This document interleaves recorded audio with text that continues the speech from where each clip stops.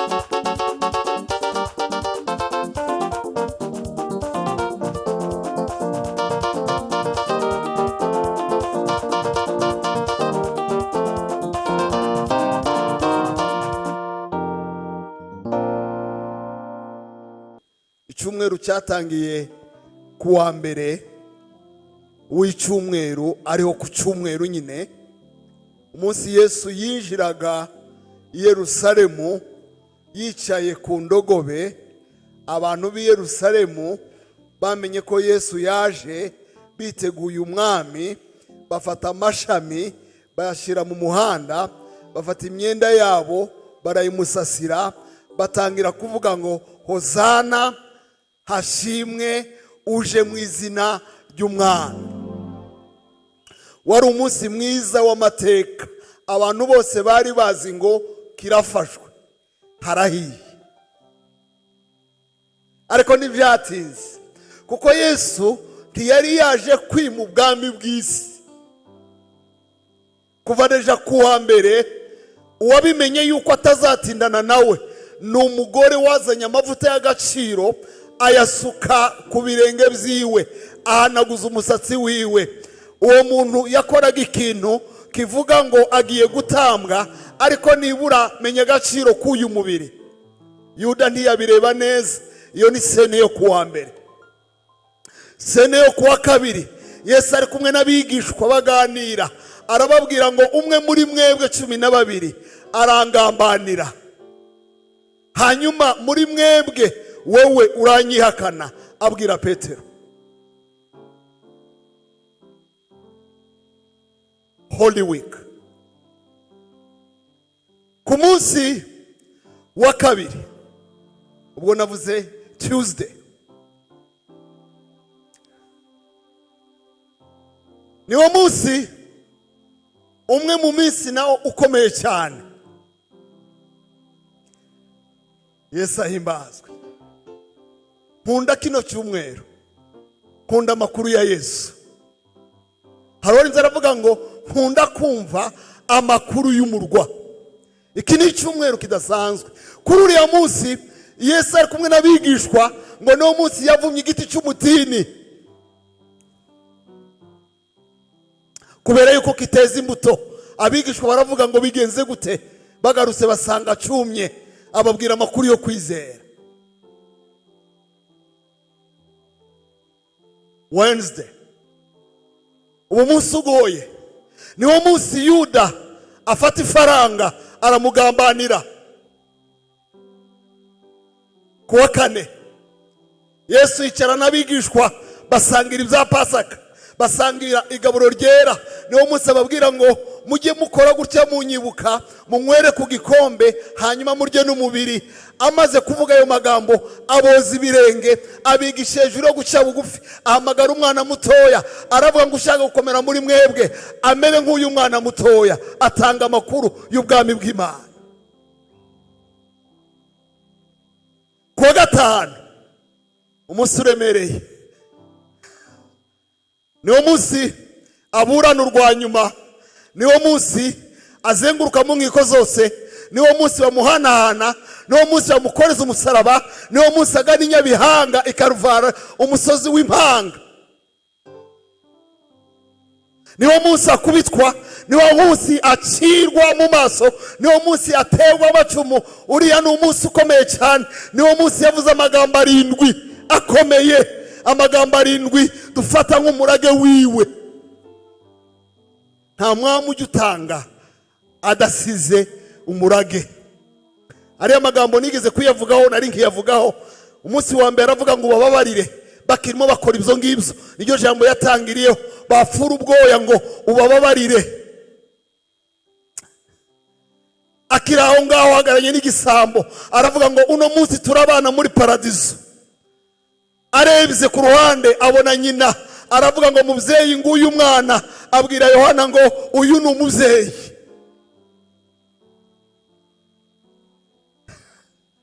Irya kane, ububabare butangira kuza, aravuga ngo Eli Eli lama sabakitani, ngo data mana niki kikundekesheje? Ububabare bwazamutse kubwawe naje.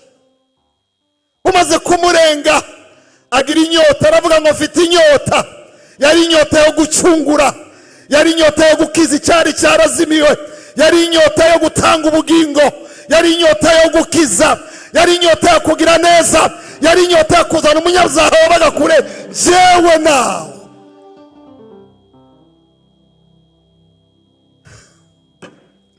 Ya gatandatu niryo ngiye gusobanura gatoya. Aravuga ngo tetelestai, bivuga ngo birarangiye. Irya karindwi aravuga ngo data mu biganza byawe niho ushize ubugingo bwawe, hanyuma ngo aratanga. Reka mvuge birarangiye gusa, kuko mu gitondo na saa sita navuze amakuru yo ku cyumweru nka none nasubiye kuwa gatanu, kuko niwo munsi koko twacunguwe. Hanyuma ku cyumweru niwo munsi yazutse nabivuze. Ijambo tetelestai mu magambo makeya yumvikana abanone bo kumva birarangiye, byakoreshwaga mu buryo bwinshi. Reka mvuge nka butanu. Iyo umuntu yazamukaga umusozi muremure, abantu bazamutse Gafinda bazamura ibiganza, abazamutse Muhabura bazamura ibiganza.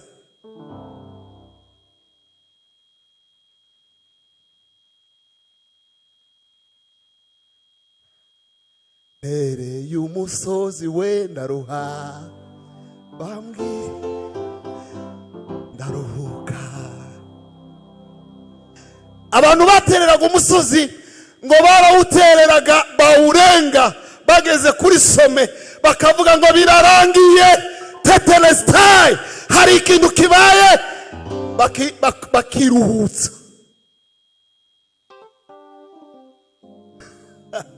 Abantu bazi kubyara no kuzaza, ngo uyu mugore yabaga ari kubise, hari ibise byinshi, ariko wabigise cyitwa icyanyuma kiremereye, nicyo kijya gifasha umwana cyangwa kikamuhusha. Ngo iyo babonaga ageze ku gise cyanyuma, abaganga bazi gupima aho ageze, ngo baramubwira ngo ihangane birarangiye. Hanyuma ngo yasukuma rimwe, umwana akavuka, akavuga ngo birarangiye. Iryo jambo ryarakoreshwaga tetelestai, birarangiye. Abasiganwa, abatlete basiganwa cyangwa bafite umukino w'agati, ngo barirukankaga, ababareba bakavuga ngo ihangane birarangiye. Yatera intambwe ya nyuma bakavuga ngo birarangiye. Ifirimbi ya nyuma, buriya ni nazo baza bakoresha batsinda imipira. Iyo buriya tuvuze ngo ifirimbi ya nyuma ni birarangiye, ni tetelestai. Yesu ahimbazwe.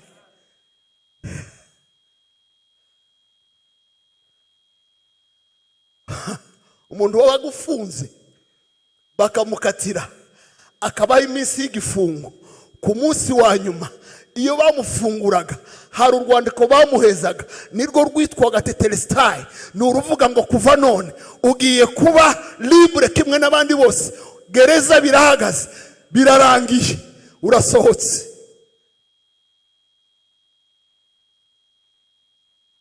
Birarangiye. Komera Imana yawe amashyi. Nimune babwira ngo ijambo Yesu yakoresheje uriya munsi ryari ijambo riri familia, ryumvikana, rizwi. Twebwe ntituryumva kubera yuko tutarikoresheje, ariko mu gihe cya Yesu ryakoreshwaga n'umuntu wabaga ufite n'umwenda.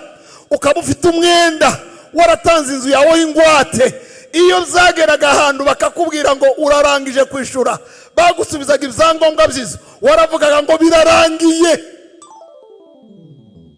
Niryo jambo rikomeye Yesu yavuze umunsi ari ku musaraba kuri uriya wa gatanu, avuga ngo birarangiye. Yaravuze ngo nishyuye umwenda. Ariya magambo niyo Yesaya yabonye, aravuga ngo igihano kiduhesha amahoro cyari kuri we, ngo natwe tumurebye tumutekereza nk'uwapfuye, kuwanzwe n'Imana agacumitwa nayo, ngo nyamara igihano kiduhesha amahoro cyari kuri we, imibyimba yiwe niyadukirisha. Kuva uwo munsi tugenda twizigamye, tugenda turigenga, kubera yuko yaduhaye uburenganzira ntitwashoboraga kubugura. Iyo ngeze ahangaha inga ashaka kuba umunyabuntu ariko bwiza muvuga ngo ntacu nari gukora kugira ngo mpabwe agakiza. Ibyananiye abamarayika, ibyananiye ibitambo n'abatambyi, ibyananiye abahanuzi n'abacamanza, data yarabishoboye, Yesu yarabikoze. Uriya munsi aravuga ngo kuva none birarangiye. Ariko nkunda Yesu uriya munsi wo kuwa gatanu amaze kuvuga ariya magambo yakoze ku bintu bine bikomeye abantu bafataga nk'ibidahangarwa.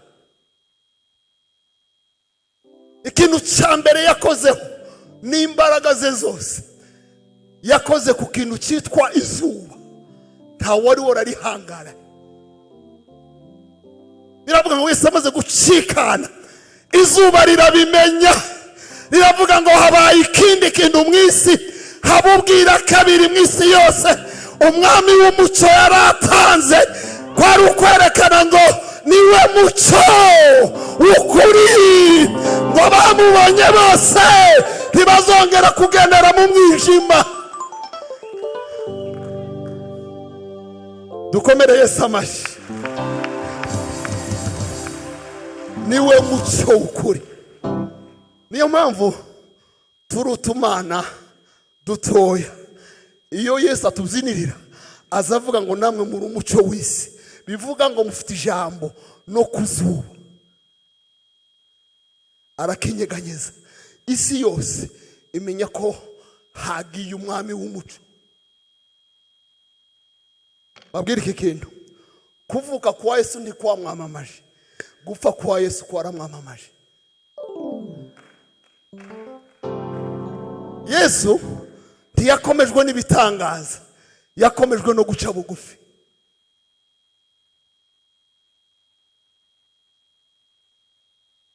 Ikintu cya kabiri yakozeho, Bibiri irambwira ngo muri uwo mwanya kugira ngo bimenyekane ko ari umwami w'abami ufite ijambo ku zaremwe byose, mu rusengero harahungabana. Bibiri iravuga ngo mu rusengero habaga ibyumba, habaga icyumba cy'abakijijwe bakomeye abatambyi, nta wundi wahageraga. Nabo bahageraga batotoye bafite ubwoba, bavuga ngo dusize umugozi inyuma nidutinda mukurure.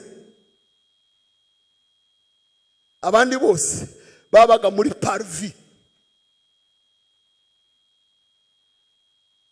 ni nka koridoro. Uriya mwanya Yesu atanze, biravuga ngo umwenda wakingirizaga hera urabimenya. Umwami w'itorero, umwami w'urusengero Kristo yaratanze. Baravuga ngo mu rusengero bavuze amakuru, nta muntu ugomba kwinjirira ku wundi, nta muhanuzi uzajyana umuntu, nta mutambyi uzajyana umuntu, nta bitambo bizatugezayo. Buri muntu wese aho yarahagaze yakwinjira. Uriya munsi buri muntu wese yahawe umuryango ufunguye. Ijambo ry'Imana riravuga ngo dore mpagaze ku rugi ndakomanga, ngo umuntu wese niyinjira, ameni nakoma, umuntu wese niyumva ijwi ryaje agakingura nzinjira dusabane. Purike si yo kunyura ku bandi. Hari n'ijambo rivuga ngo dore shyize imbere yawe ngo irembo rikinguye, urufunguzo rwa Dawidi, ngo ntawe ushobora kurukinga. Kuva uriya munsi urusengero rwarafunguwe.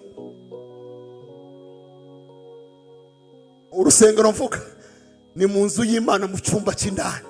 Ushobora guhitamo kuguma muri parvi no muri koridoro, ariko ushobora kwinjiriramo. Ngwino winjire mu maraso ya Yesu. Icya gatatu yakozeho gikomeye, akora ku bituro. Buriya ikintu gikora kuri memorial, umuntu usenya ibituro aba akomeye, aba ari umunyembaraga. Umuntu ukoresha umutingito. Kugeza aho yabwiye abantu ngo niba abazima batabimenye, icyambere amabuye yo ku bituro byanyu aramvuga, icya kabiri abapfu banyu mwahanze baramvuga, bose bature ko ari umwami yahawe imfunguzo mu isi no mu ijuru, ngo amavi yose azapfukama, indimi zose zature zivuge ngo niwe mwami. Kundi yani bivuga ngo ni umwami, kumwami osa, kumwami osa, kumwami osana, kumwami osana. Icyakane kome bitari bihagije, akora ku kintu gikomeye mu gihugu, ingabo. Buri kintu gikomeye mu gihugu cyose ni ingabo. Abandi ni rezareza. Basirikare bari aho ngaho bacunze, bababwiye ngo uyu muntu batamwiba, bakavuga ko yazutse, bakira aho ngaho ngo mutere icumu. Ntawuzi umenya details z'ibyo bavuganye. Hari abajya bavuga ngo amaraso yavuye mu rubavu ngo asimbukira mu jisho ryiwe ngo arakira. Ntawo byanditse muri Bibiliya. Sicyo ushaka kuvuga cyane. Dore ushaka kuvuga niki? N'ubuhamya yavuze. Umusirikare aravuga ngo nukuri uyu nguyu yari umwami w'abami, nukuri uyu n'umwana w'Imana. Ahamya bya bindi bari banditse, bamanitse hejuru umusaraba bavuga ngo indwi, bivuga ngo uyu ni umwami w'Abayuda, abo umuhamya wa kane nyuma y'izuba, nyuma y'ibitare, nyuma y'urusengero na nyuma y'ikikindi. Mutingito.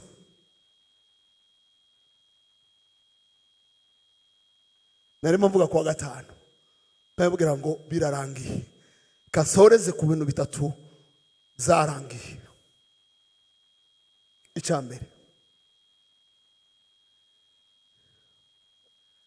nugusohora kw'ibyanditswe byose kuri we, nicyo kintu cyarangiye.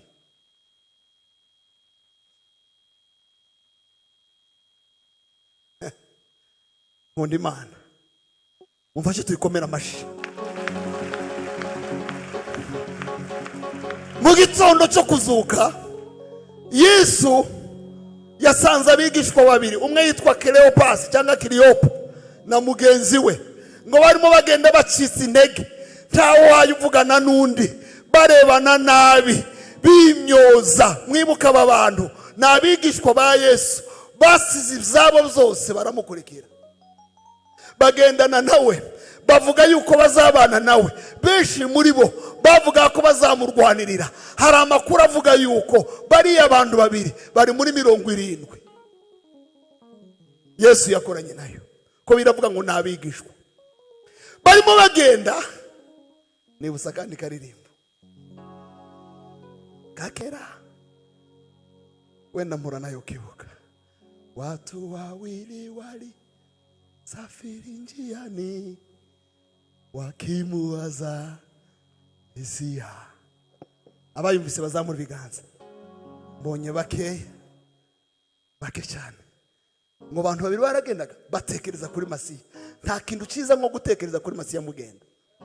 Mujye mukora ibintu zanyu mutekereza kuri Mesiya, mujye muvuga ibintu zanyu mutekereza kuri Mesiya, mukore business mutekereza kuri Mesiya, muririmbe mutekereza kuri Mesiya. Reka mbabwire, mutegure ubukwe mutekereza kuri Mesiya. Hari umunsi umwe amakwe tuzayategura, abantu bageze mu irembo, umugeni nyamugeni akaza. Uwo munsi ibindi byose tuzabisiga muri preparatif. Nimujya no guhinga, mujya mumenye ngo hari umunsi umwe ibishyimbo muzabisiga mu miteja.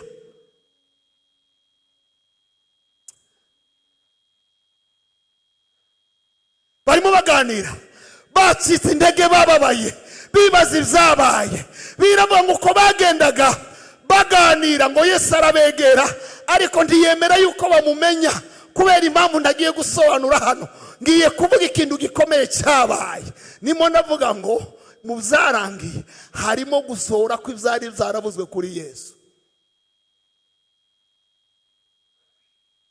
Arimo aganira nabo, arababwira ngo se ko murakaye. Baramubwira ngo ni wowe muntu wenyine wo muri iki gihugu no muri uyu murwa utazi amakuru y'ibyabaye, uruwahe? Arababwira ngo nibiki byabaye? Arababwira ngo ni umuntu witwa Yesu, wari umuhanuzi mwiza. Uzabigishwa bari bagifata Yesu nk'umuhanuzi. Uzi ko warutwa n'umugore w'umusamariyakazi wabwiye ngo mpuye n'Amasiya, ngo kandi guhura n'Amasiya ntabwo ari ikintu gisanzwe. Arabareba, arababwira ngo mufite ibibazo bibiri. Icyambere mufite ikibazo cy'amakuru makeya. Icya kabiri mufite kwizera guke. Kandi icyambere kiza gitera icya kabiri, kubera yuko ijambo ry'Imana rivuga ngo kwizera kuzanwa no kumva ijambo ry'Imana. Iyo utumvise ijambo ntushobora kwizera. Bivuga ngo kwizera kungana n'ijambo ritubamo. Niba utajya wumva ijambo n'ukuri ntiwo kwizera. Abandi mumbwira amakuru, baramubwira ngo yari umuntu mwiza cyane. Bavuga ukuntu yari mwiza, bagera baravuga ngo kandi twari twiteze ko ari uzaba Mesiya uzacungura abanyisirayeli. Mwari mubyiteze cyane. Ni byiza ko mumenye ayo makuru. None se uwo Mesiya mwari mwiteze niki ibyanditswe bimuvugaho? Sino barashidikanye ngo atangira kubigisha. Kunda ayo makuru, Kristo ajya yigisha. Pasika itabayemo kwigisha Kristo, ibindi byose twaba dukora ni symbol, ni imihango. Iyo dukuye Kristo mu gihango tumusigaza mu mihango, igikomeye kuri Kristo ntabwo ari imihango, ni igihango yagiranye n'abantu, uwo waje gucungura. Ngo atangira kubigisha, atangira mu bitabo bya kera zo mu itangiriro, abakururira Adamu wa mbere, ababwira amakuru ya Mose mu butayu, ababwira yuko yabahaye ikimenyetso umunsi yatangiye kubaha manu. Arababwira ngo irya manu yabahaga, Kristo niwe mugati w'ubugingo, niwe utajya ubora. Basokuruza wanyu bariye manu barabora, ariko bariye umubiri wanje ntibazabora. Abuze manu bumva birafatika. Arababwira ngo Mose, hari umunsi mwivovose mugaya Imana, mutuka Imana na Mose, ngo uwo munsi inzoka z'ubusagwe zirahaguruka zitangira kubaruma, kugira ngo Mose ababwire ko Kristo azaza. Ngo afate inzoka y'umuringa, acura igiti, avugura igiti cy'umuringa, ayimanika ku giti. Inzoka y'umuringa ngo amaze kuyimanika ku giti, abwira abantu ngo umuntu wese warumwe n'iyi nzoka ajya areba inzoka y'umuringa. Muri arimo babwira ngo uwari umwe n'inyeshamba, hari inzoka yamanitswe ku giti igomba gukura ubugomboro. Kristo niwe ya nzoka yo mu butayu, niyo ya nzoka y'umuringa, niyo Mose yavugaga. Muri arababwira ngo muvuge iki mu buhanuzi ko bamuvuga? Sinamuvuga ngo murangize. Abanditse mu buhanuzi bavuga gute? Atangira kumuganiriza, atangira kubabwira ibyanditswe byinshi. Sinobivuga ngo sinobivuga, ariko reka mbabwire iki kintu. Ababwira ko azabyarwa n'umwari. Ni amakuru muzi yari muri Yesaya, ngo umwari azasama inda. Ababwira ko yagombaga kwangwa n'abiwe. Arababwira ngo umunsi yabagezemo ngo yarasuzugurwaga, ngo akangwa n'abantu bose, ngo yari umunyamibabaro wamenyereye intimba. Barimo baramubwira Yesu mu bahanuzi. Aramanuka ababwira ukuntu yagomba gutegurirwa na Yohana umubatiza mu shusho ya Eliya umuhanuzi. Baravuga ngo twaramubonye. Ababwira ko yagomba kwitwa umwana w'Imana. Rwose baranabimujijije bavuga ngo arigereranya. Ababwira Yesu imbazwe ko azava i Nazareti. Baravuga ngo twamwitaga umunyinazareti, ndetse tukavuga ngo nta cyiza cyo hava. Ababwira ko azajya avugira mu migani. Baramubwira ngo nubundi yaravugaga ntitwumve, tukajya ku ruhande gusobanuza. Arimo aravuga Yesu mu buhanuzi, yigisha abigishwa. ababwira ko azavura abafite ivune mu mitima, bwa buhanuzi bwa Yesaya. Baravuga ngo nicyo yakoraga gusa. Yagaburiye abantu, yakijije ibisenzegeri, yakijije impumyi. Bartimayo mwene Timayo wogera hanze ko bararira ngo yapfuye, abo ngabo niwe warubagize. Atangira kubabwira ngo byari byaravuze ko azabambwa, ngo kandi azabambanwa n'abagome. Aravuga ngo niko byagenze, iruhande rwe hari abajura babiri ndetse umwe aramucunaguza, ngo nabyo byari byaranditswe. Ngo byari byarabuzwe yuko azasaba amazi bakamuheza indurwe. Aravuga ngo nabyo byari byaranditswe. Uwo ni Kristo umwana w'Imana arimo arabibwira. Ikintu cya mbere kizakwereka ko wahuye n'Imana, izakwibwira. Babwira iki kintu, nta muntu n'umwe urahura n'Imana ngo ureke kumwibwira. Hari igihe duhura n'abantu tukavuga ngo twahuye n'Imana, nta Mana mwahuye, ni umuntu. Yesaya umunsi ahura n'Imana yaravuze ngo mbonye ishano, iramwibwira. Mose umunsi ahura n'Imana yamubwira ngo nduwo ndiwe. Gideyoni na Yeremiya kugira yamubwiye ngo ndakuremye ntarakurema, arimo arabibwira. Aravuga ngo bazatobora ibiganza bye, bazatobora ibirenge byiwe, ariko ntibazamuvuna amaguru. Niyo mpamvu uriya mwana w'intama w'Imana yagombaga kuribwa yokeje adatetse kugira ngo batamuvuna amaguru. Ubuhanuzi ntibukaburiramo. Ibyo byose byari byaranditswe kugira ngo bisohore. Ijambo ry'Imana riravuga ngo niwe amategeko n'ubuhanuzi byuzuriramo.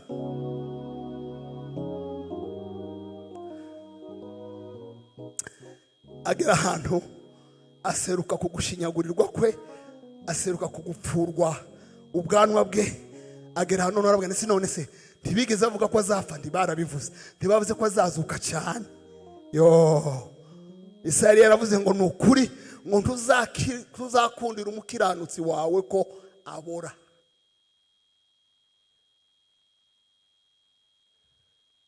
Aba none se hari ikindi icyanyuma, ngo yagombaga kwicara iburyo bw'intebe ya se. Muri Zaburi abantu bavuga ngo mwamarembo mwe y'ijuru ngo nimwuguruke, nimuzaguruke, ngo umwami w'abami, umwami w'icyubahiro yinjire. Que les portes des cieux s'ouvrent pour que le roi des rois fasse son entrée. Il y a un roi des rois qui doit faire son entrée. C'est une entrée triomphale, c'est une entrée pas comme les autres. Lorsqu'il entre, tout le monde se met debout. Lorsqu'il parle, tout le monde est asphyxié. C'est le roi des rois, il est le roi des rois, il est le roi des victoires, il est le roi de Pâques. Iyo niyo Mana yacu. Mukomere Imana yanjye amashi.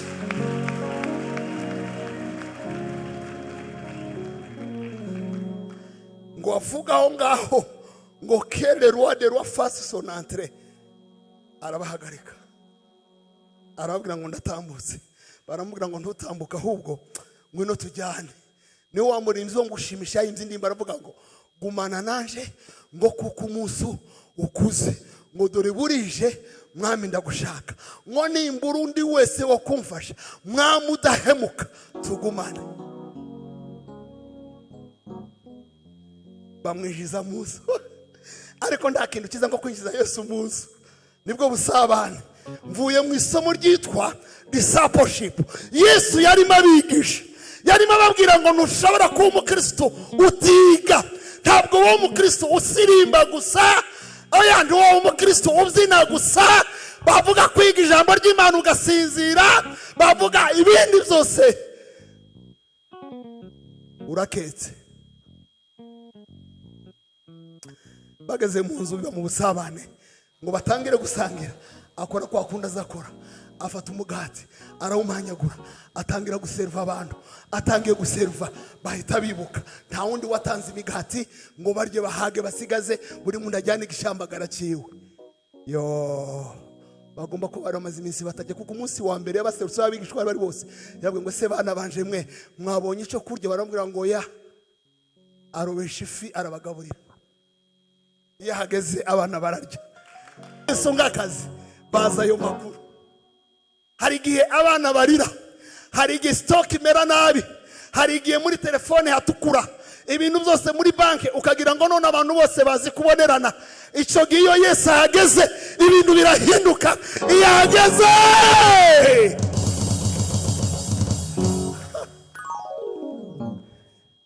ijya mbere birarangiye gusohora ku buhanuzi. Ayandi sinkiyavuze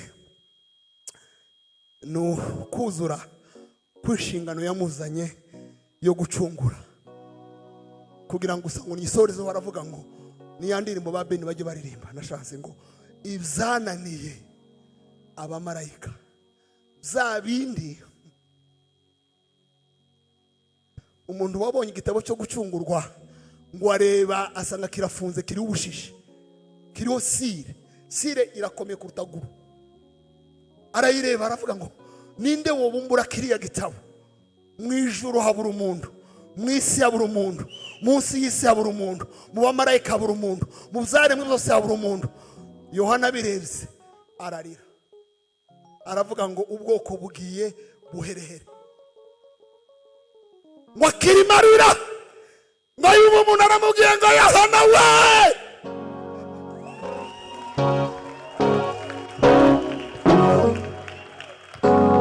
ngo wirira ngo dore intare yo mu muryango wa Yuda biranesheje, ngo niyo yonyine ishobora kubumura kiriya gitabo ngo agakuramo ibimenyetso bigifatanije. Yesu ahimbazwe. Uwo munsi mu ijuru batera indirimbo baravuga ngo ashimwe izina rya Yesu wanesheje Satani. Ngo bagenda biruka ba Mariya, bagenda biruka bajya kureba umwana wavutse, baravuga ngo mu ijuru icyubahiro kibi, no mu isi amahoro kubo yishimira, kubera yuko igitabo cyo gucungura kibonye umufunguzi. Komera iyo Mana yawe amashyi.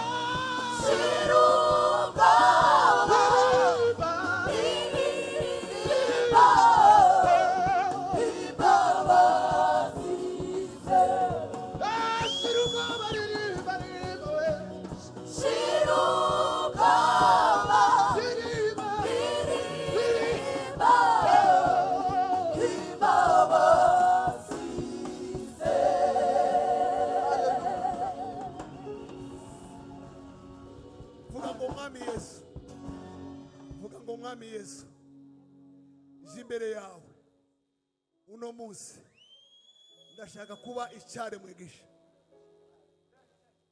unkure mu gitabo cy'abarimbuka, unyandike mu gitabo cy'ubugingo, uhindura amateka yanjye n'ay'umuryango wanjye.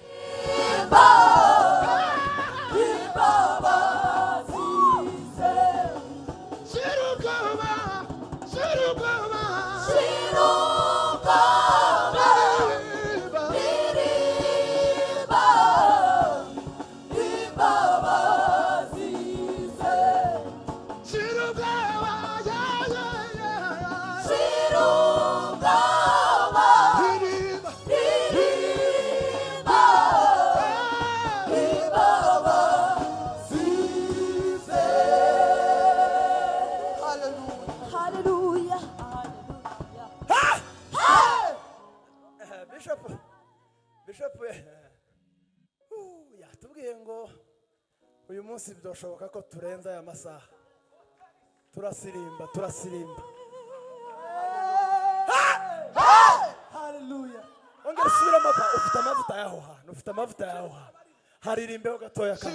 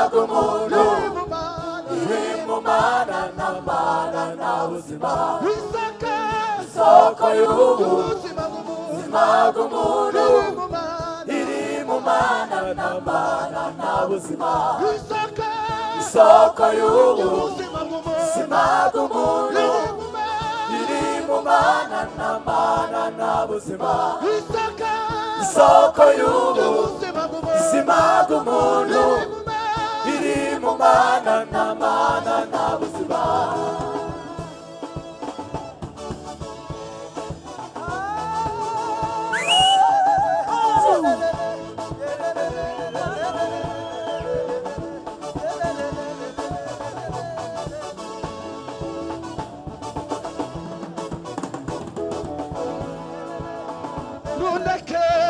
Nundekure mana we ntagufite nta buzima sinabaho. Nundekure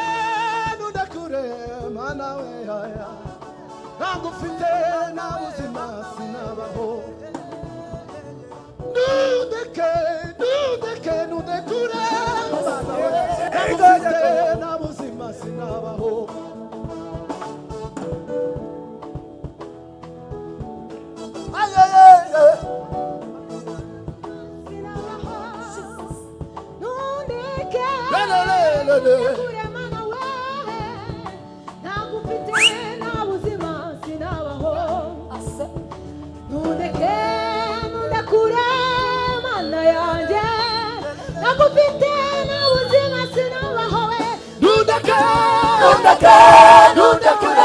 mana we ntagufite nta buzima sinabaho.